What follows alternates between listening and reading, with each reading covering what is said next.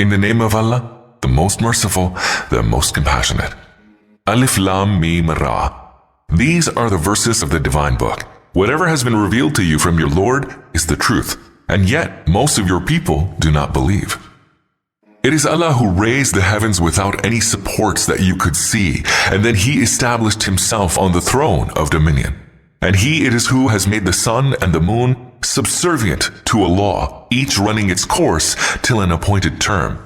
He governs the entire order of the universe, and clearly explains the signs that you may be firmly convinced about meeting your Lord. He it is who has stretched out the earth, and has placed in it firm mountains, and has caused the rivers to flow. He has made every fruit in pairs, 2 and 2, and He it is who causes the night to cover the day. Surely there are signs in these for those who reflect. And on the earth there are many tracts of land neighboring each other.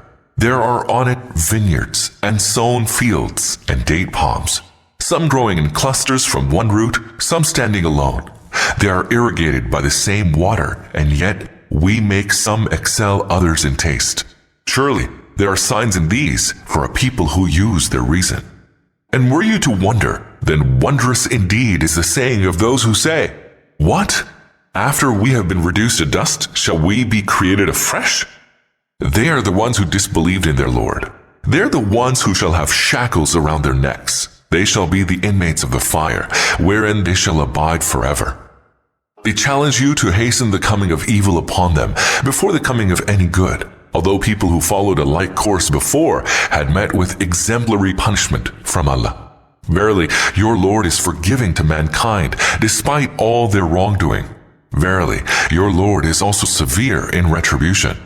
Those who refuse to believe in you say, "Why has no miraculous sign been sent down upon him from his Lord?" You are only a warner, and every people has its guide. Allah knows what every female bears, and what the wombs fall short of in gestation, and what they may add. With Him, everything is in a fixed measure. He knows both what is hidden and what is manifest. He is the Supreme One, the Most High. It is all the same for Him, whether any of you says a thing secretly or says it loudly, and whether one hides oneself in the darkness of night or struts about in broad daylight. There are guardians over everyone, both before Him and behind Him, who guard Him by Allah's command. Verily, Allah does not change a people's condition unless they change their inner selves. And when Allah decides to make a people suffer punishment, no one can avert it, nor can any be of help to such a people against Allah. He it is who causes you to see lightning that inspires you with both fear and hope, and He it is who whips up heavy clouds. The thunder celebrates His praise and holiness, and the angels too celebrate His praise for awe of Him. He hurls thunderbolts, striking with them whom He wills, while they are engaged in disputation concerning Allah. He is mighty in His contriving. To Him alone should all prayer be addressed. For those to whom they do address their prayers beside Him are altogether powerless to respond to them. The example of praying to any other than Allah is that of a man who stretches out his hands to water, asking it to reach his mouth, although water has no power to reach his mouth. The prayers of the unbelievers are a sheer waste. All that is in the heavens and the earth prostrates itself, whether willingly or by force, before Allah, and so do their shadows in the morning and in the evening. Ask them, "Who is the Lord of the heavens and the earth?" Say, "Allah." Tell them, "Have you taken beside Him as your patrons those who do not have the power to benefit or to hurt even themselves?" Say, "Can the blind and the seeing be deemed equals? Or can light and darkness be deemed equals? If that is not so, then have those whom they associate with Allah in His divinity ever created anything like what Allah did, so that the question of creation has become dubious to them?" Say, "Allah is the creator of everything. He is the One, the Irresistible. Allah sends down water from the heavens, and the riverbeds flow, each according to its measure, and the torrent carries along a swelling scum. In like manner, from that metal from which they smelt in the fire, to make ornaments and utensils, there arises scum like it. Thus does Allah depict truth and falsehood. As for the scum, it passes away as dross, but that which benefits mankind abides on the earth. Thus does Allah explain the truth through examples. There is good reward for those who respond to the call of their Lord. And those who do not respond to their Lord, a time will come when they shall offer all they have, even if they have all the riches of the world and the like of it, besides to redeem themselves from the chastisement of Allah. And they will be subjected to a severe reckoning, and hell shall be their refuge. What a wretched resting place it is. He who knows that the book which has been sent down to you from your Lord is the truth, is he like him who is blind to that truth? It is only people of understanding who take heed. Those who fulfill their covenant with Allah and do not break their compact after firmly confirming it. Who join together the ties which Allah has bidden to be joined. Who fear their Lord and dread lest they are subjected to severe reckoning. Who are steadfast in seeking the good pleasure of their Lord. Who establish prayer and spend both secretly and openly out of the wealth we have provided them. And who ward off evil with good. Theirs shall be the ultimate abode. The everlasting gardens which they shall enter, and so shall the righteous from among their fathers and their spouses and their offspring. And angels shall enter unto them from every gate and say, Peace be upon you. You merit this reward for your steadfastness. How excellent is the ultimate abode.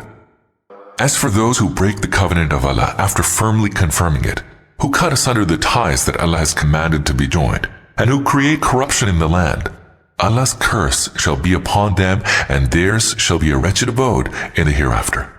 Allah grants the provision to whomsoever He wills abundantly, and grants others in strict measure. They exult in the life of the world, although compared with the hereafter, the life of the world is no more than temporary enjoyment. Those who have rejected the message of Muhammad say, Why has no sign been sent down upon him from his Lord? Tell them, Allah lets go astray those whom He wills, and guides to Himself those who turn to Him. Such are the ones who believe in the message of the Prophet, and whose hearts find rest in the remembrance of Allah. Surely in Allah's remembrance do hearts find rest.